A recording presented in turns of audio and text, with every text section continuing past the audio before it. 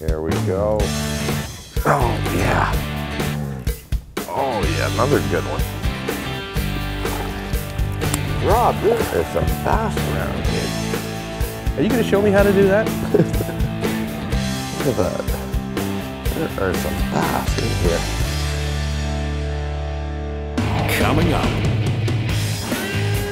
The Bay of Quinte, located in eastern Ontario, has had a long reputation for producing trophy-sized fish, especially walleye. In the last decade, it has become one of Canada's most prolific largemouth bass fisheries. Today, Bob is joined by longtime friend Rob Lee for a morning of fishing using Berkeley's new Crazy Legs Chigger Craw.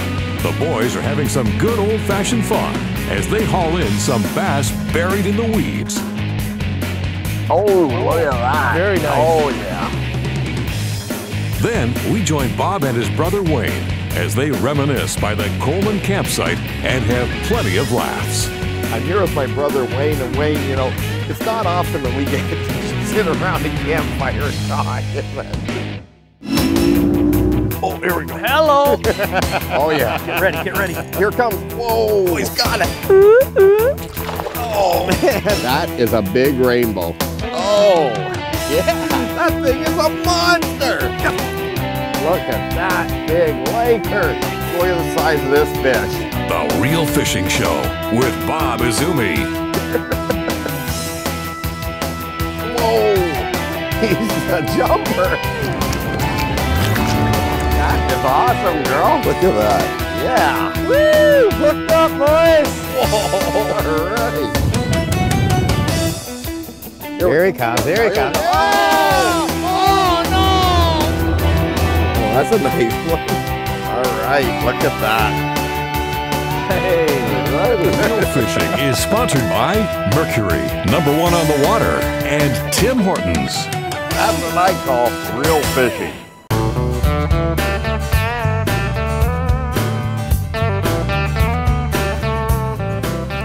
Got him? There we go. All righty.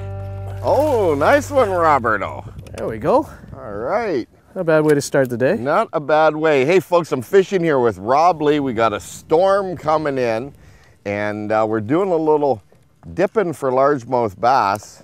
Rob, you plucked that right out of this little weed bed, didn't you? Yeah, just one of the few small ones we can find right now. What is that you handed me? That is a Berkeley Chigger Craw Crazy Legs. Cool bait, isn't it? Well, it works. We know that. Yeah, for Here, let me sure. get this back in the water. Alrighty, nice little largemouth. You ripped the weeds, man, on that hook set. Oh, I'm sorry. Oh! You know what he wanted to do? Come up and kiss you. Now, you and I have known each other for a long time. We go back how many years now? Oh, well, I know more than 10. And it's the first time we've ever shot any video together. And the funny thing is you've been fishing tournaments for a long time. But you are the guru out there. A lot of people don't realize there's a guru in your line of work. On home theaters and a lot of that electronic stuff for homes. Now, what do you do? Like a lot of these high-end home theater installations? Yeah, we've, you know, the company grew from an audio company into, and then home theater came around. So we went into that, and then automation. And automation is a really big deal now. So you'll do like a smart home type thing, or what is it? Yeah, absolutely. You know, touch panel control systems, things like that. You do homes all over the world, and then you like your fishing, of course. So it's just a good mix, isn't it? Absolutely. You know, I think I'd rather be fishing, though. Name of your company is Linear Response, right? That's correct. Hey, isn't the first fish $5? Hey, we don't bet on the Real Fishing Show. That's because, see, if we did, I wouldn't have made the bet till I had one bite, and I'd make the bet, then send the hook, you know, so. No, you already told me you like your guests to catch the first fish anyway. For sure, for sure. I actually like him to catch the first one and the last one, but today's a little different. I'm gonna let you catch one more.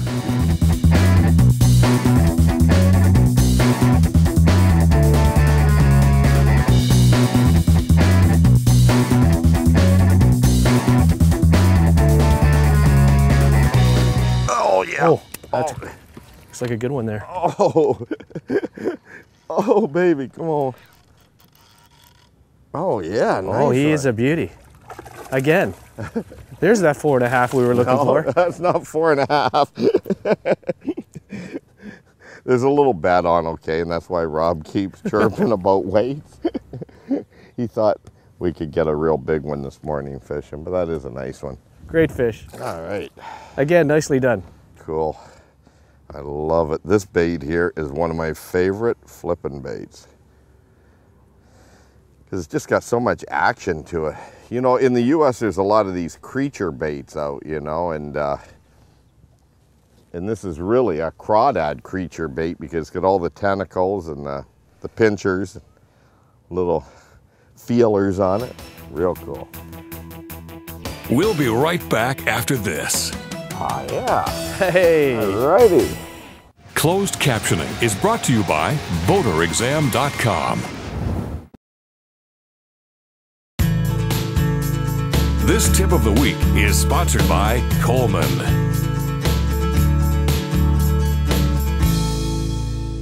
Hey, we're here at the G. Loomis booth and we're going to talk about fly reels. Paul, there are so many fly reels. How do you choose the proper one? Well, Bob, the thing I like to look at fly reels and rods, and we've talked about lures, is that you treat them like tools in your toolbox. Depending upon what you're doing, there's going to be the right tool for the right application. If we're fishing for little trout and little creeks, we're using little tiny reels like that balance nicely with short little rods. And if we're after, like, you know, big salmon and muskie and stuff like that, we're casting big wind-resistant flies, we need a lot more capacity, we want bigger drag systems, we're going to one of these larger diameter reels. And so if you look at it, you know, pick it just like you would like a crankbait if I'm fishing shallow or deep, or if you're fishing big water or small water, you're picking the right reel. Now, as far as loading them up, do you always put backing on a fly reel? Absolutely. Okay. I mean, a fly reel, standard fly reel is roughly about 100 feet, okay? And these reels can handle much more capacity. And the reason why they are is because like a big salmon or big muskie can take off 100 yards like that. And so you want to back them up with Dacron in the olden days, and now they're using braided lines, and then you load up the top with your fly line. Sounds good. I'm ready to get back to some more reel fishing.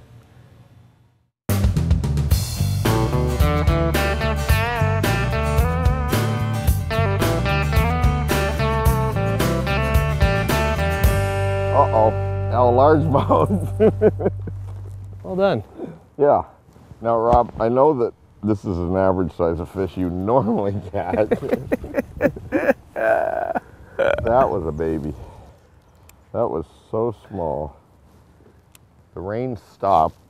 As you can see, we had to get our rain suits on. Alrighty, little guy. Oh.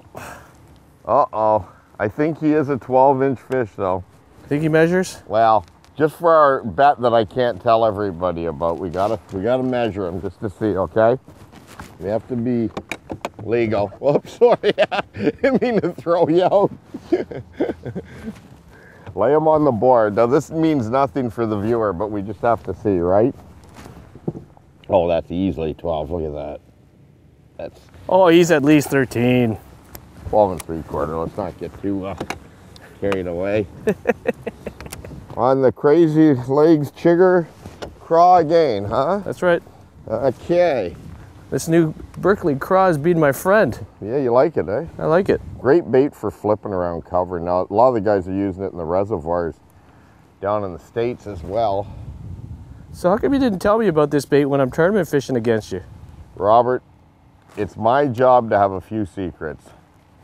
And believe it or not, this is a bait that I do not think a guy like you needs.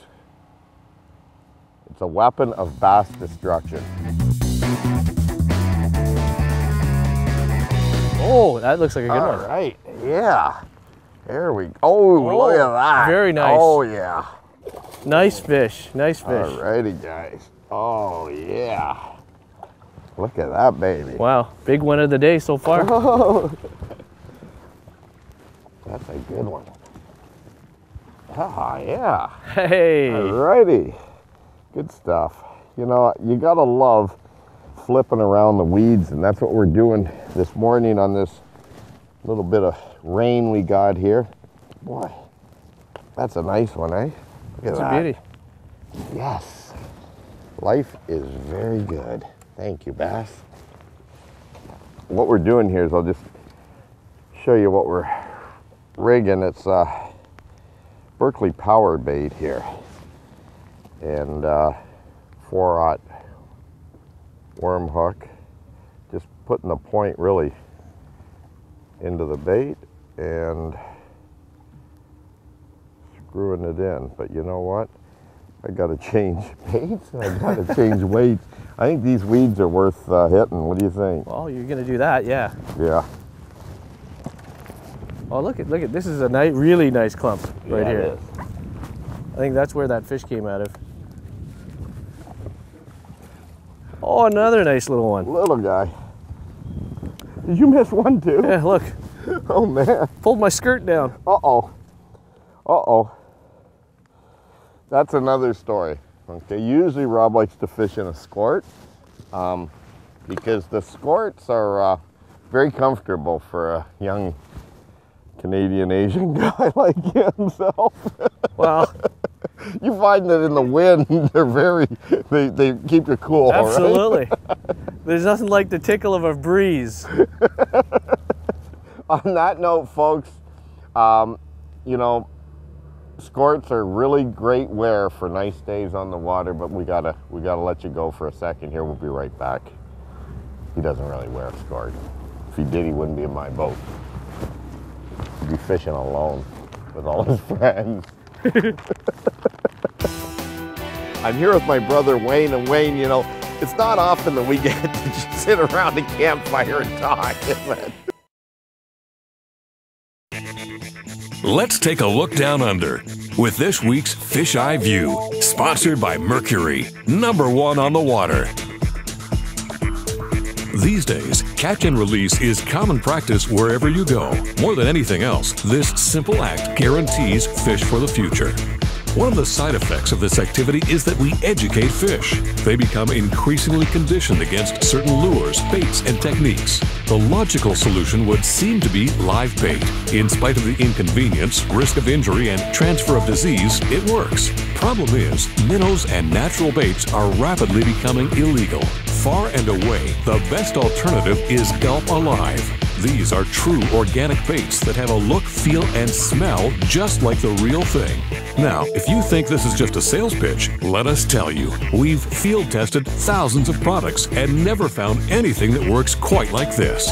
Allow us to demonstrate. This is a real fish in a real lake, a high-pressure lake, in fact. It's typical behavior displayed by all species, and we've recorded hundreds of similar events. Once they get a taste, they eat it, and they'll come back again and again if you miss on the hook set. If you're not using hooks, as we do in filming, you'll have a difficult time pulling the bait away.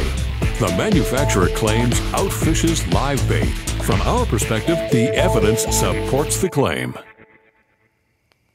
Long before the internet and chat sessions and emails, the original social networking scene was the campfire. In fact, that's what the folks from Coleman say, and I believe it. I'm here with my brother Wayne, and Wayne, you know, it's not often that we get to just sit around a campfire and talk, is it? No, it might be a while before we do, Bob, because my finger's on you. Okay, what's with the finger anyway? Well, we just got back from BC, and you were talking about our guides, who are incredible guides up at Langara, and you said, why are these guys wearing gloves all day long? Well, they're wearing rubber gloves. I was worried, like I didn't know what was going on because I've never seen guides wear those. And what was it anyway? Well, with my guide Duncan, we spent a full day, 7 till 7 on the water, going for deep denisons. You went in for your 5-hour nap or 6-hour nap. No, here we go. Yeah. I was shooting cutaways of the lodge. Oh, okay. Excuse me, from your bed. But anyways, we were catching fish all day long in up to 300 feet, actually 1,000 feet of water. I have to admit, my brother here is a bottom feeder, so he likes to get them bottom-dwelling fish, and they were out looking for rockfish, right? Well, lingcod, yellow halibut, yellow rockfish. There's everything out there, you know. Right. Now, what happened with the hand? We're fishing really deep, Bob. We went out to even 1,000 feet of water and caught fish. My arms and shoulders are aching to just cranking up all these baits and fish. But anyways, I'm looking at my guide Duncan. He's wearing these rubber gloves, and I'm thinking, right, like a lot of the guides up there do. And I'm thinking about the same thing you were thinking. Why are these guys doing it? But anyways, on the way home, one of these little nicks started to swell, and it got infected with either the bait or the denizens of the deep. And so now I know why those guys wear gloves, you know. So your finger blew up? It blew up, and I had to go to hospital. So tip of the day, be careful. Okay, well that's nice. It's not your middle finger. Anyway, you know, folks, it's nice, and you know, we've gone through some pretty tough economic times, and I must admit that a lot of people are not traveling like they used to be, and this is a perfect time to get the family out for an inexpensive camping vacation, isn't it? Oh, it's wonderful, you know, and it does reconnect people. Sitting here like this, and we don't do enough of it, I can see why people do it. You know, it's just wonderful. Well, you know, you get out, you get back with the nature, you can have a lot of fun out there with the kids. And you know, back when we were younger, Wayne, growing up down southwestern Ontario, our dad used to take us fishing as kids, right? Mm-hmm. And when I look back at those days, and I look back now at what's happening, we've got a lot of these Kids and Cops events all over the place. I think there's over 65 of them this year. That's right, and they keep growing and more participants. I've been fortunate enough to go to a couple of them this year, and I was at the one in Napanee, and that was the 100th anniversary of the OPP, the Ontario Provincial Police, and then I was also at another one at the Police Association of Ontario's annual general meeting, and we did that one just out on Safari Lake, not that far from where we are tonight, and it was pretty good to see those kids catching fish, many of which have never caught a fish before. I'll bet 3/4 have never caught a fish until that day, and it was remarkable. The fishing was excellent, and 100% of them caught fish. It was amazing. Well, when I think back of those early years of us fishing the kids' derbies in Rondo Bay, catching fish, working the pilings and the break walls there in the channel at Erio, and how that was learning how to fish with simple hooks and sinkers and bait up until the techniques that are used today, you really are never done learning, are you? No. But, you know, just looking at this campfire, Bob, I'm just reminiscing. Remember those days in the spring when the families would go down, we go smelt fishing on the beach? And the central focal point was always the big campfire on the beach. I think what he's saying is I have to admit now that, you know, the older brother, he is a firebug. He used to poke the fires a lot with a stick. He gets mesmerized by a fire as he is right now, going with his glassy eyes glossed over and stuff. It's starting to freak me out a little bit, folks. So on that note, stay tuned. We'll be right back with some more real fishing. Wayne, why don't you go get some more wood? That's a great idea. I'm kind of busy right now. Stay tuned for more real fishing after this. That is a beauty.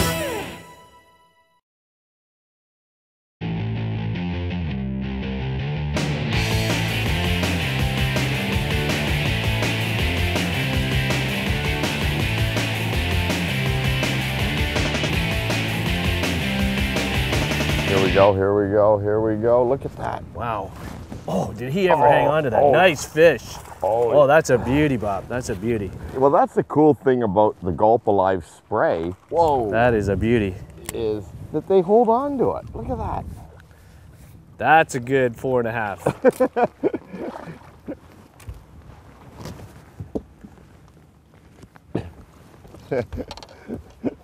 Oh, look at that. Then look at this where it's been caught before. You can see it. I can't stress that enough, Rob. Catch and release, you know, on these big largemouth. Oh, absolutely. They're what's going to keep us going for years and years. Look at that. All right. That's a beautiful fish. It is. See you later, buddy. Nicely done. Yeah, and the cool thing about it is the rain has just stopped, so I can take this raincoat off and get comfy because we are catching fish. You know, that fish there held on forever. And one thing I will say is that I think when you're using slow-moving baits like these, you know, power bait that we're using today, the Crazy Legs Chigger Craw, is to spray it. And this is Gulp Alive Nightcrawler, comes in crawfish, garlic. I use a lot of the garlic. You spray it out in the boat, it reminds you of like you're in an Italian restaurant, you know, with the garlic bread. You know, that's one thing I don't think I've ever done is actually taste it, but I'm sure it works for the fish. Oh, I got a story to tell you, Rob. The other day, okay, Darren and I were traveling from Eastern Ontario, right? And, you know, now, what generation Chinese are you? Like, you were born in Toronto, so. Yeah, I'm third. Okay, what's with I was in a Chinese restaurant the other day, and there's a bunch of largemouth bass, like we're catching today, in a tank. Do you pick the one you want out and they cook it for you? Absolutely. No kidding. I had never been in a restaurant before where they had largemouth bass. I believe they're farmed. I see. Not entirely sure, but So is that where you go for your tournament fishing? You go and buy them beforehand at the Chinese restaurant? that's why my weights are so small. You're just buying those little ones? I could only get like a pound and a halfers. Okay, I'm taking my pants off. I'm gonna slide into something a little more comfortable here. Like your skorts, whatever you're saying. Yeah, no, that's you that wears the skort. Rob, what's that guy doing out there? His laundry? I'm not really sure. He's down to his underwear or bathing suit. I'm not sure which. You never know what you're going to encounter on the Real Fishing Show. Only with you, Bob. Alrighty, nice hook set, Rob. Always in the weeds. That's a nice fish, man. Always a little better. Yeah, alrighty, brother. Alrighty. Whoa! Come here. Oh. There we go. All right, good one. A little nicer. You are the hog hunter. Well, I've been, you know, sitting here for the last half hour letting you embarrass me. Well, you know what? Good job. Good job. And on that note, you know, in case you don't catch any more, it's been a real pleasure fishing with you, but I'm going to keep fishing because I like to usually catch the last fish. Thanks very much, Bob. Had a great day. Lots of fun, man. Lots of fun. We'll have to do it again, brother. That would be great. Yeah, all right. This is a big fish. That is a fish of a lifetime. Well, that is just amazing. Look at that thing. Oh, yeah. Wow. Oh, man. Woo. That was too cool. Oh, man, what a fish. Look at that. Yeah.